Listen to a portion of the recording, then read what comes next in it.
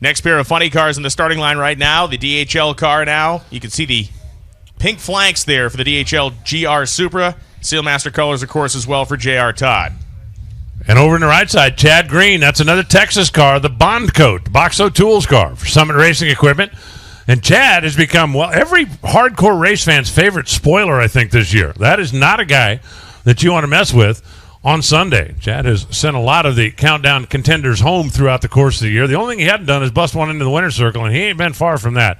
They've got some stuff parked down there on the top end of the racetrack. As soon as they get everything cleared off down there, we will continue with nitro qualifying. Funny cars and Top Fuel will roll in right behind them. I don't know if we can get another look at that last pair or not, but for you race fans, especially over on the west side of the racetrack, you could see the raw fuel coming out of the one pipe on Tim Wilkerson's car. These things run a huge fuel volume, and occasionally they simply will drown out the spark plugs. When they do that, because they've got so much fuel going through them, you can literally see the raw fuel coming out of a pipe. Take another look here on the NHRA.TV replay.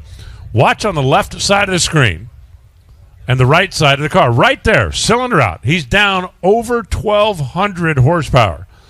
It's pushing the car over, and yep, that's kind of the difference between 303 miles an hour and 323 miles an hour. All right, appreciate the effort of the guys in the truck getting that re-racked for us. They're clearing off the top end of the racetrack, and here comes J.R. Todd, the DHL Toyota. They are pinked out. Of course, all of the Coletta cars taking part in the Feeding America program. Raising funds, raising awareness for, Chad Green got them fast idling down there. Looks like he tried to whack the throttle and get it to come back. See if they can get the butterflies closed and get it in reverse, and they do. But a program that is looking after Americans that are having trouble putting enough food on the table. On Sunday, we're definitely be counting win lights for all of the Coletta Motorsports cars. Every time a light comes on, that's $1,000 from DHL. That's $1,000 from Coletta Air, $1,000 from Coletta Motorsports that gets donated, and they don't mind giving them the money. They just want the win lights. And those pink sides, that is the DHL hashtag As One Against Cancer program. Of course, as we all do this month, it is breast cancer awareness. It is helping raising funding for research and a search for a cure. The Bond Coat car is looking pretty sporty in its silver and black colors, as Alan mentioned. And, man, the Texan would love to get his first Wally in a funny car right here. He would. His son, of course, driving the injected nitro car in Top Alcohol Dragster here this weekend. And his kid beat him to the punch as far as the trophy shelf goes, right? Yep. In a nitro burner, anyway. Yeah, but I think Chad was okay with that.